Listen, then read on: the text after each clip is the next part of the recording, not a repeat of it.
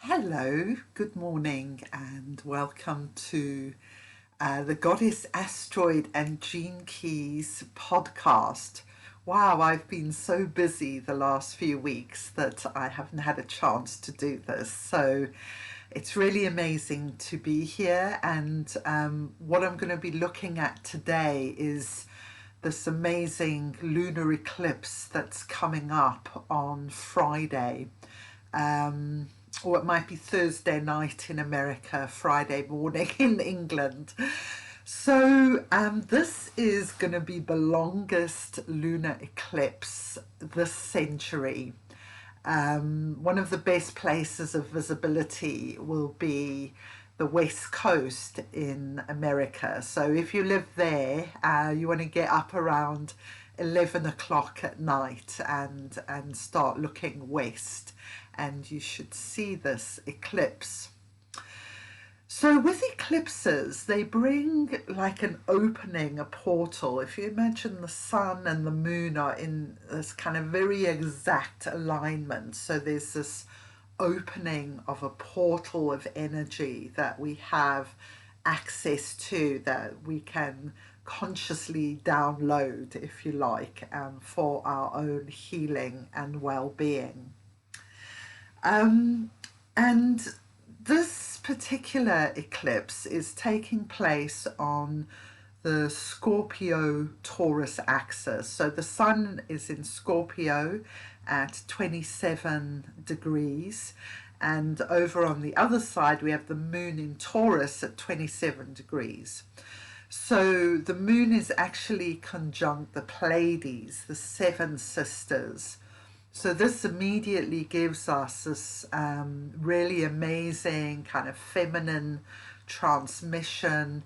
I'm seeing the Pleiades right now as the star-seeded priestesses who have given us earthly priestesses so much wisdom and healing, and how to live successfully on earth. And the priestess energy is really very fundamental in our relationship with the earth.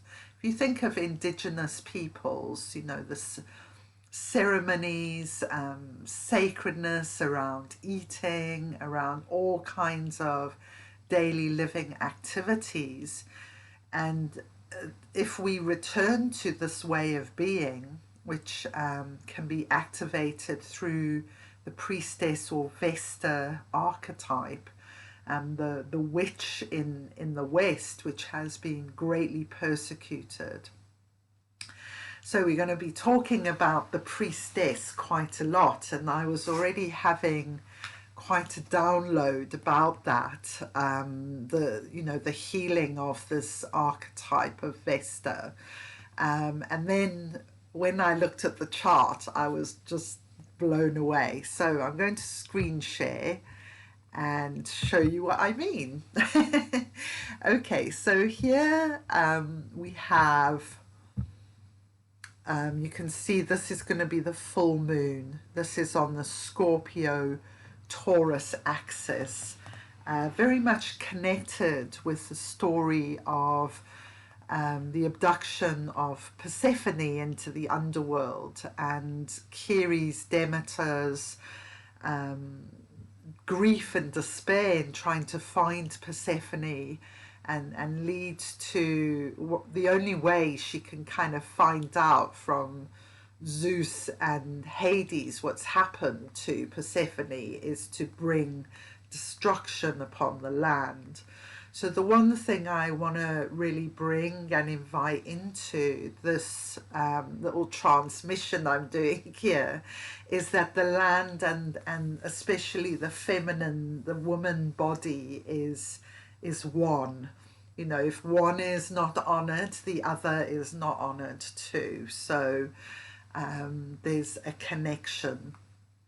Now, what got me super excited is that the south node here is at 1 degree Sagittarius, and this is gene key 34, which is it's a very primal, powerful gene key. It has the gift of strength.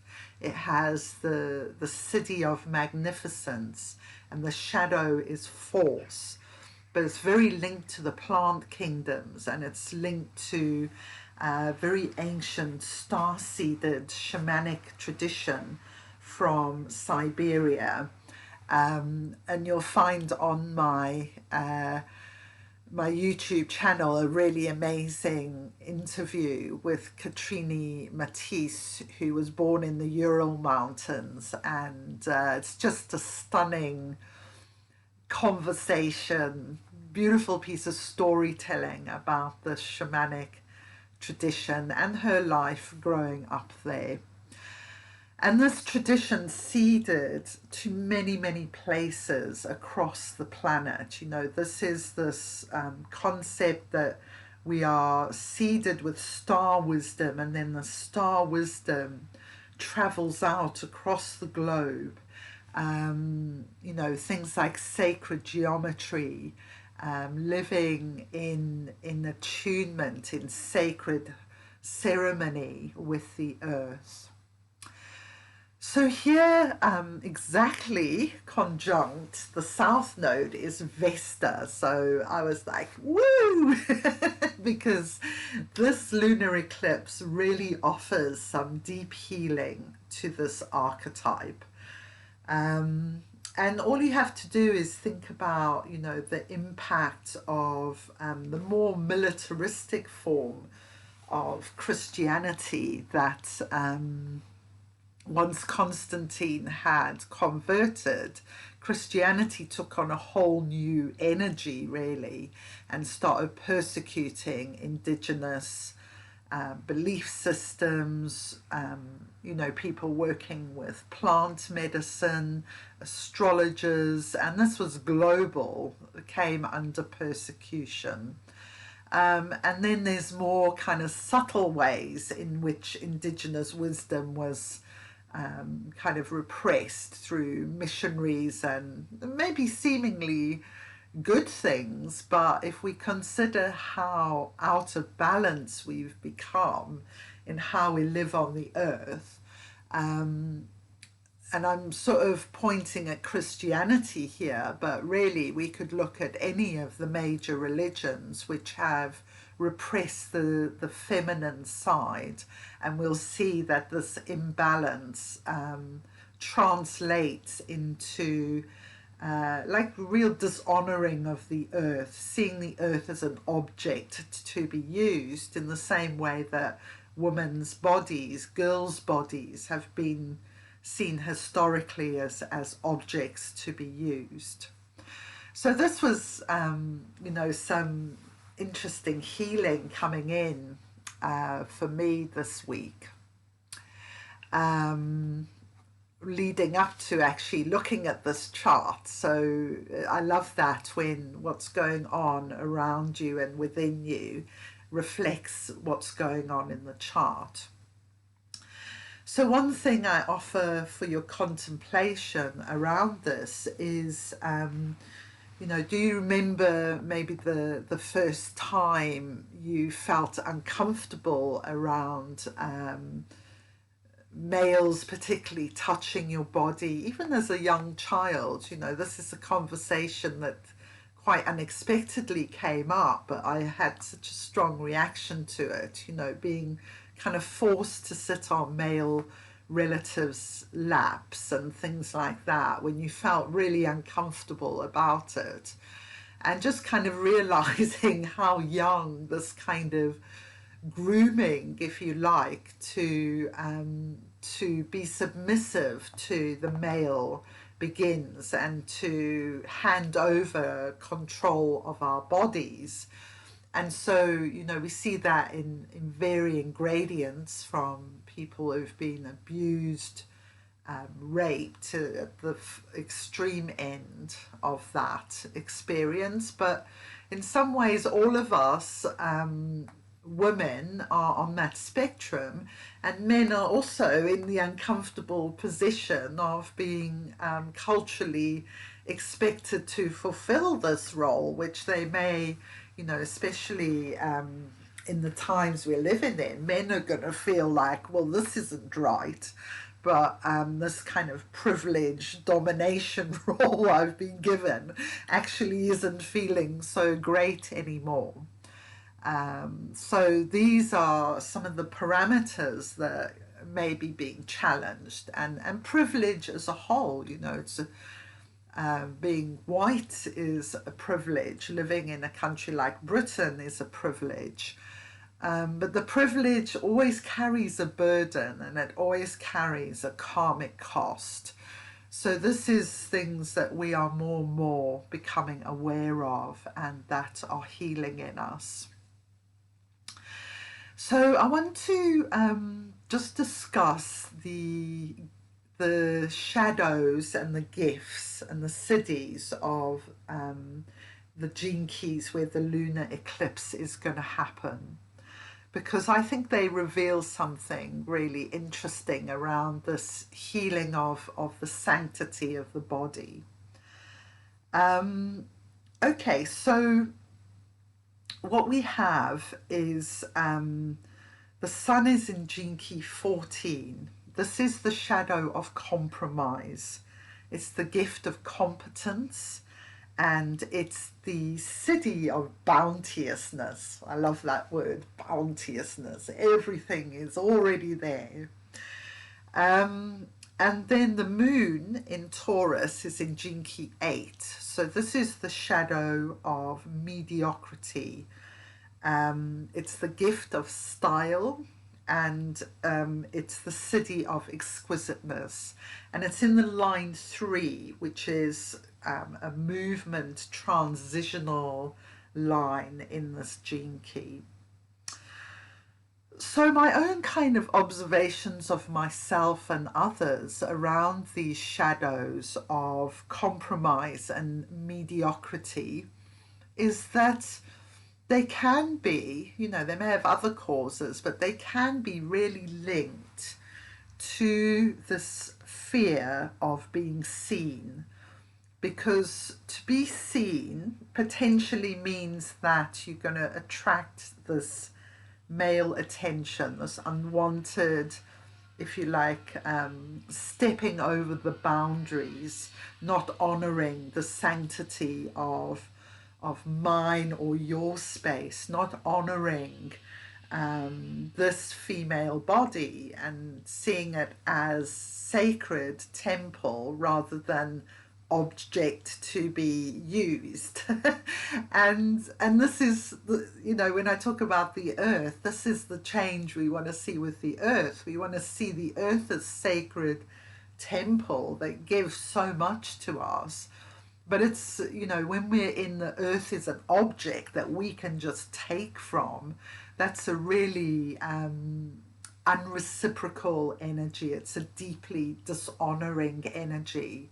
And it's the foundation, really, if you think about it, of so many issues and continuing karmic patterns. It's a foundation of cultural conditioning around male and female.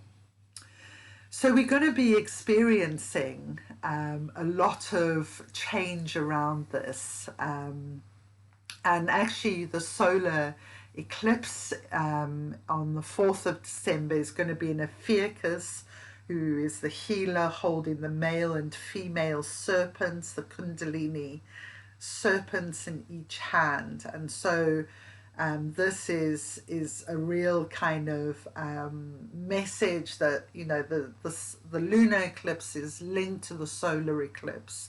And so this healing of the masculine and feminine is really at the foundation of everything. And the healing is also about, you know, the sacred body, the priestess archetype, the ways of the priestess, the indigenous people, the white witches, you know, those who have been persecuted for such a long time in history. And now is the time for healing. So I'm going to put a link as well. A couple of friends of mine have been involved in something called the Silver Spoon Project around the healing of the burning times and the witches. This is based in Britain, a really beautiful artistic project. So I'll put a link to that if this is something that calls you and you're interested in.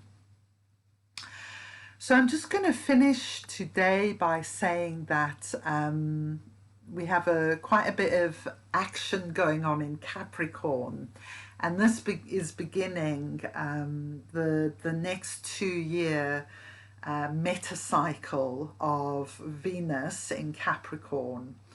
And I think it's going to be amazing. I've been getting just so much downloading about this. The infusion of spirit into matter. You know, Capricorn is the sign of the second rebirth. It's deeply alchemical. It transforms lead to gold, heaviness to light. So this is something, if you've been following my blog, you'll know I've been following Venus's passage for a few years now.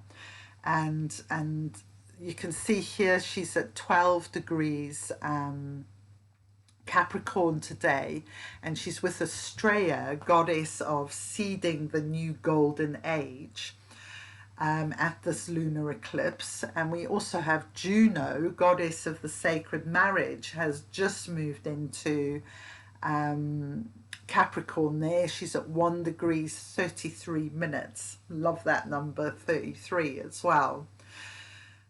So here we have encapsulated already at this lunar eclipse that this Capricorn energy is going to be absolutely key to unfolding this healing in the next few years when Venus is in her Capricorn phase. So I've been working, teaching astrology, doing gene keys activations on this beautiful platform called Soul Tribe. It's a subscription platform, but it's very reasonable, $30 a month, which is about £25 or so.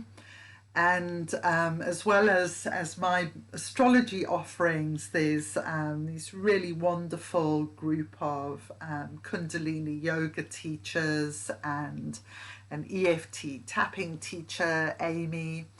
So we have all these resources for healing on this platform.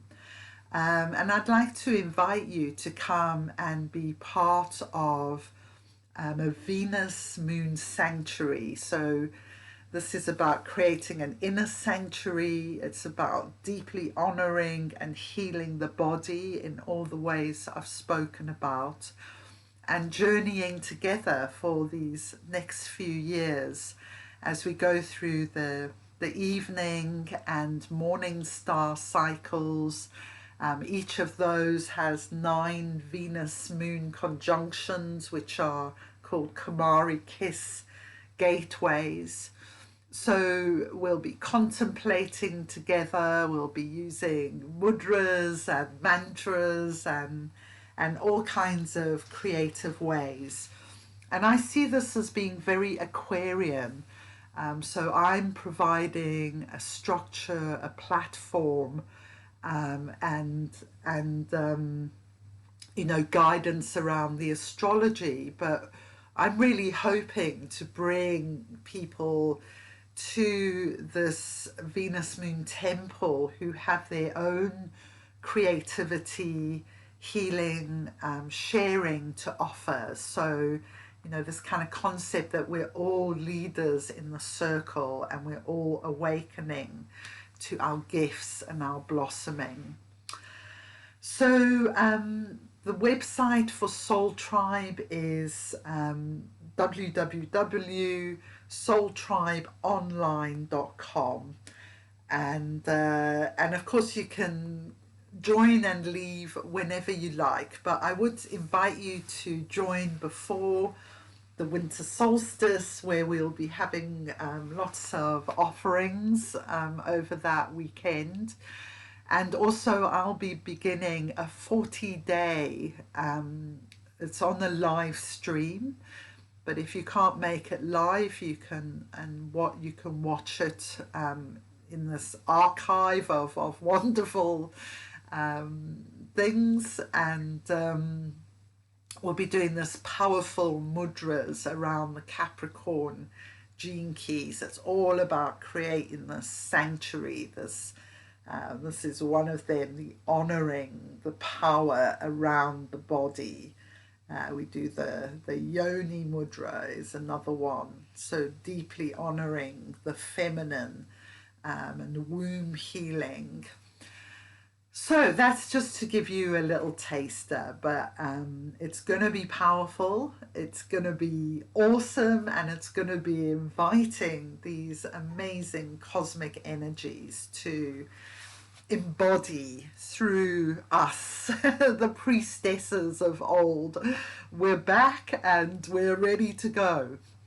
So namaste, go in peace and have a wonderful week.